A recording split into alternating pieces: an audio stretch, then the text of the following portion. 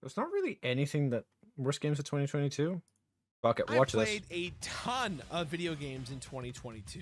Most were incredible, some were middling, and a few were, yeah, they bummed me out a bit. They may not have been absolute catastrophes, and some may have been fun, but managed to make mistakes that even I, an internal optimist, did notice. Unlike years past, I wasn't ever actively seeking out a bad game. Most years, I spend my time trying to find the bad ones to make this video as clickbaity but truthful as possible, right? However, in 2022, I had a lot of other things going on in my life, and a lot of it was stressful, embarrassing, humiliating, depressing, and I just said, you know what? I don't need to really think about bad games this year. So if you're looking for a video of me dunking on really easy targets that everyone else is doing, yeah, this video will somehow kind of fit that box, but at the same time, you'll have to look a little bit elsewhere. You see, these are all games that I was looking forward to, but somehow along the way, things went very, very wrong. So this video is called my top worst games of 2022, but it really should be called my top most disappointing games, because each of these games on this list should have got me hyped. I wanted to I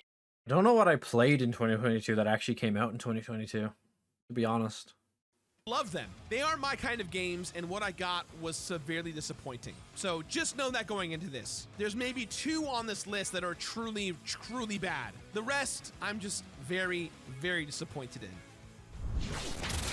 Number 7.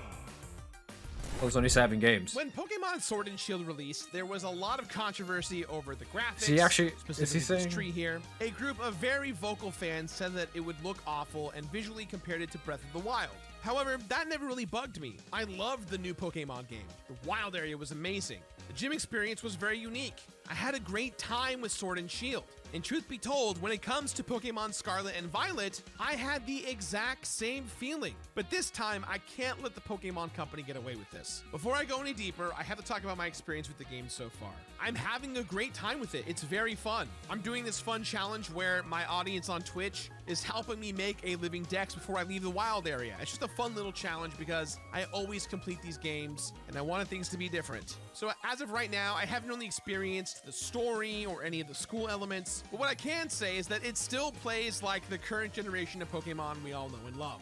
AKA, the new Pokemon are awesome, the new mechanics are interesting, the game looks and runs terribly. Like a nervous kindergartner who didn't study their lines for a school play, Scarlet and Violet has performance issues all over the place. Like, imagine if Pokemon wasn't a, like, console-locked series. If Pokemon was released on PC or PlayStation or Xbox, like if it became like a cross thing, the game would probably run a million times better if it wasn't locked to the Switch. Only Pokemon isn't in its kindergarten stage. It's 24 damn years old. When running around the open world, there are times that the frame rate will just drop drastically, making traveling on foot a slog.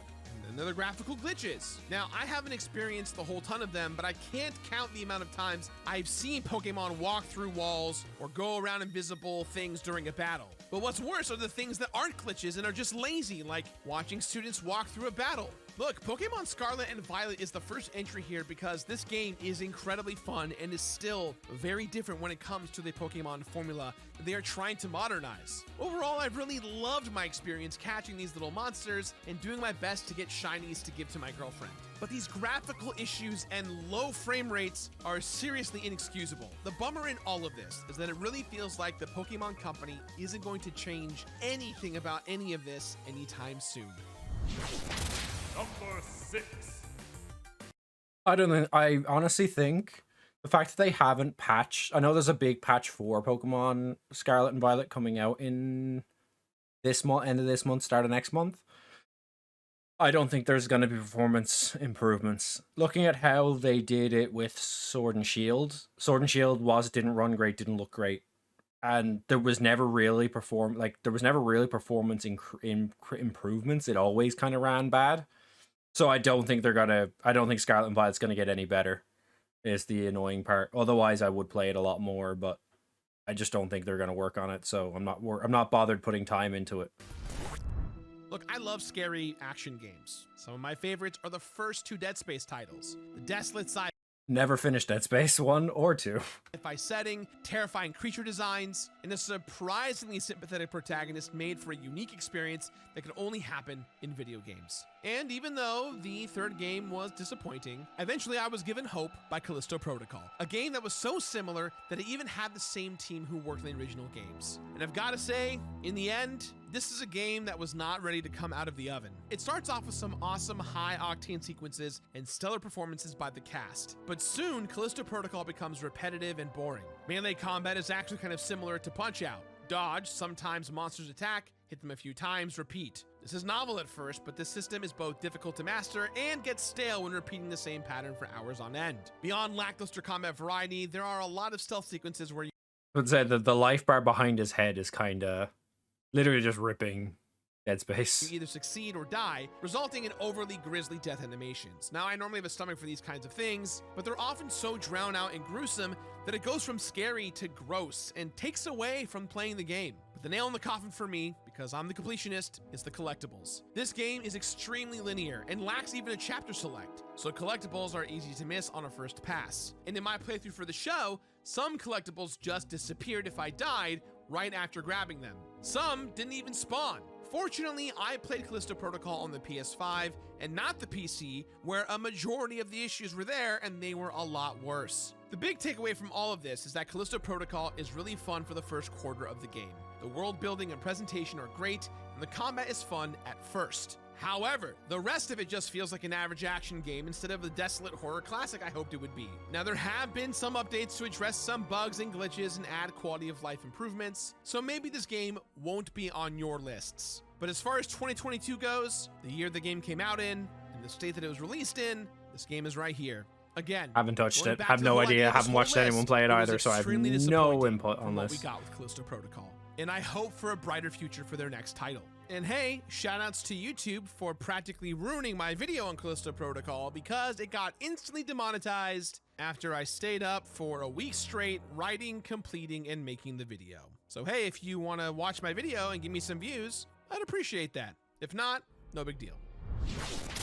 I would say it doesn't matter anyway. YouTube's just gonna. I'll say it again and again Mario and Strikers. again. Mario Strikers is Nintendo's most underrated franchise. The first game looked like nothing else Nintendo had made before it, and Charged on the Nintendo Wii is easily one of my favorite multiplayer experiences. The chaos and strategy implemented on the field always made a goal so exhilarating, which is why it's so beyond disappointing that Mario Strikers Battle League felt so lifeless at launch. Let's just look at the numbers real quick, okay? When it was released, Battle League had 10 playable characters, 5 stadiums, and 12 cups. These numbers have changed, however, with the last of 3 free updates released throughout the year, adding a total of 6 new characters and 3 stadiums. And yes, more is more, but these free DLC drops feel like consolation prizes, but never added new game modes, which Battle League desperately needed. Instead of new gameplay modes, the big new shiny attraction to Battle League is customization offered with a split stadium mechanic and character gear. Combining 2 different fields to play on at the same time is conceptually exciting, but sadly all stage hazards have been removed from stadiums, so stadiums are nothing more than cosmetic flair. Yes, you can customize equipment for your team to alter their stats, which allows for some deep and nuanced builds, but it seems like this was done at perhaps the cost of the expected mayhem of strikers. Now, I'm not here to build the best footballer. I'm here to see Diddy become a god. The only thing I've seen of Mario Strikers was the tournament that Small Ant played in. I thought the game looked fine. I never really played Strikers growing up, so I wouldn't know. Score a goal during the most chaotic soccer match of all time. Sadly, we have a very neutered Strikers experience that's little more than a glorified online demo that was marketed and charged as a full game. Never thought I'd have 2 different Nintendo games that were on this list this year. Maybe this is the year, guys. The year that I stopped loving Nintendo. Nah, who am I kidding? Number 4. All right, so I'm breaking one of my usual yearly rules in that I will not allow remakes to be on one of these two lists. I'm breaking that rule because the House of the Dead remake was very disappointing. House of the Dead is an arcade classic that I've always loved. It has fun macabre presentation, wonderfully bad voice acting, and it is a blast to play whether you're shooting zombies with a light gun or computer keyboard. We even have a playable cabinet here in the office. That's how much I love this game. Well, a remake was released in 2022, and it somehow captures none of what made the original great. A lot of the presentation elements that made the original memorable are gone. The graphics aren't good enough to be compared to modern horror classics, but they aren't goofy enough to remind you of the original. It's also hard to tell when you get hurt since the blood marks on the screen get lost in the blood spurting out from enemies. Then there's the sound. The voice acting attempts to recreate the campiness from the first game.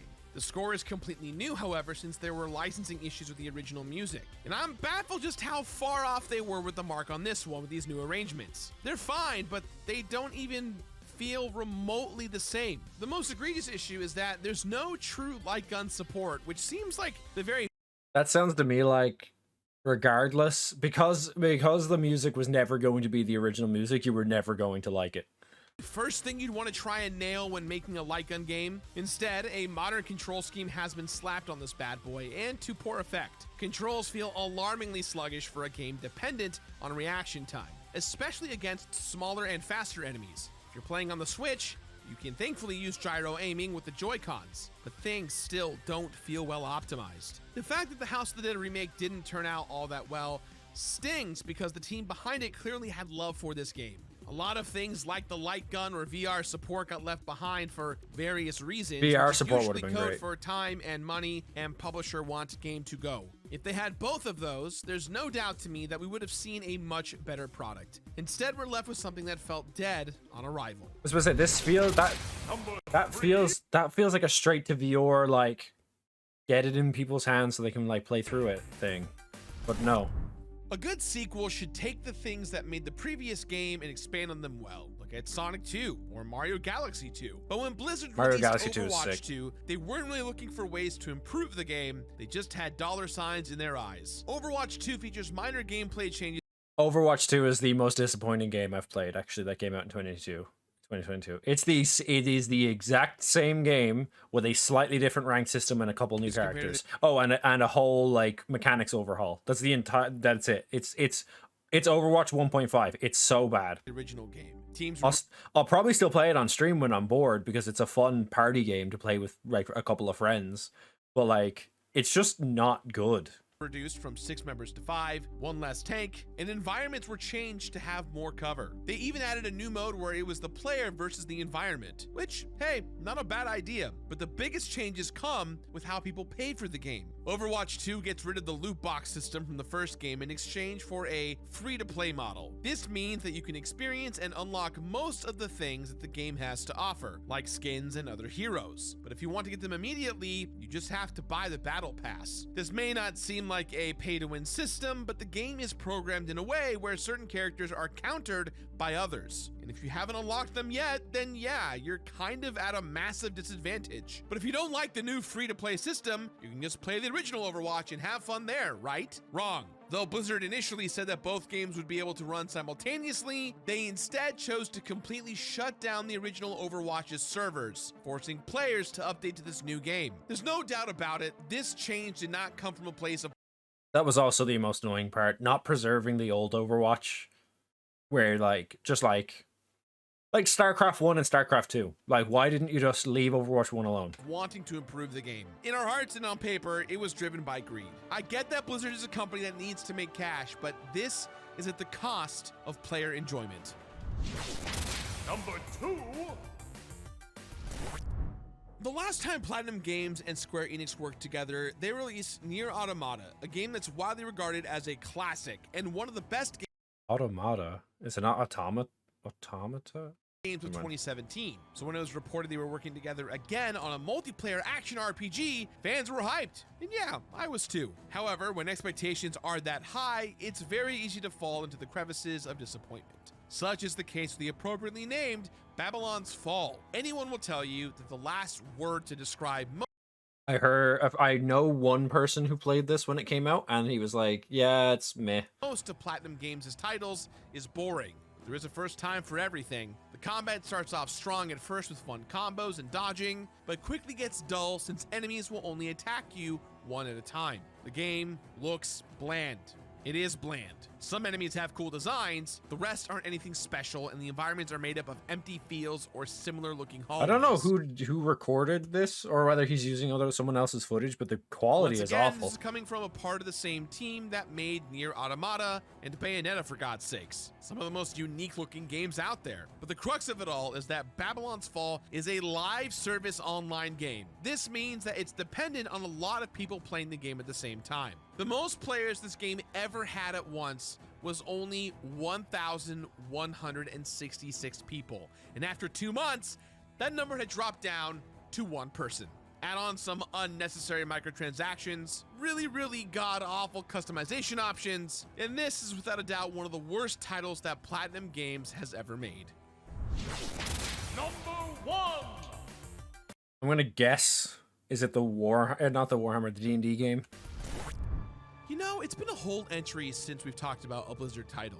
And yes, this is the number 1 slot. Overwatch 2 got most of the attention recently. It wasn't the first time in 2022 they Warhammer 3 or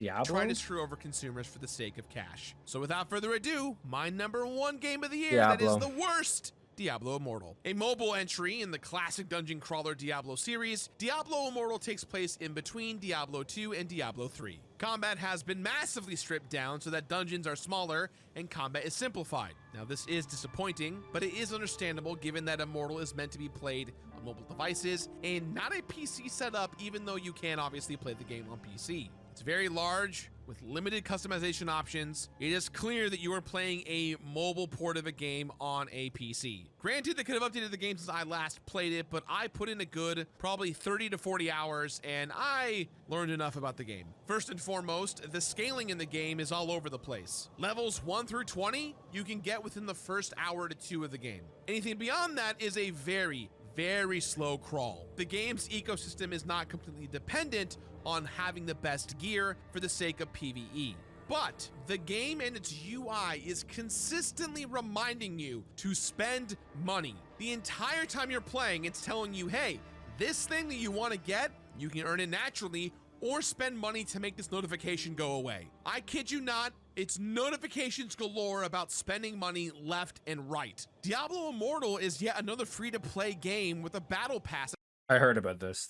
Yeah, I don't know if they ever fixed this. attached to it, and Blizzard gives that to you in the form of different seasons if you choose to pay for it. But the microtransactions really plague this entire experience. Hypothetically, if you don't want to play the game and just have the strongest possible character right off the bat, you can do that by spending money. It would cost you lots of money, but you can do that. And I'm not sure if Blizzard listened to this feedback since then, because this game has been out for a while, but if you choose to actually play the game, there are reports saying they could take up to 10 years to get to that level of awesomeness because of the randomized aspect of loot, luck, and the money you choose not to spend. Now, I don't know the numbers as of today, but the first 60 days of Diablo Immortal were incredibly successful. $10+ million for Yep. Blizzard to take to the bank. I spent my time, and I just hope that Diablo 4 coming later this year will show everyone that it's not all about that. It's not all about the money, especially because Diablo 2 I do actually want to play Diablo when it comes out this year.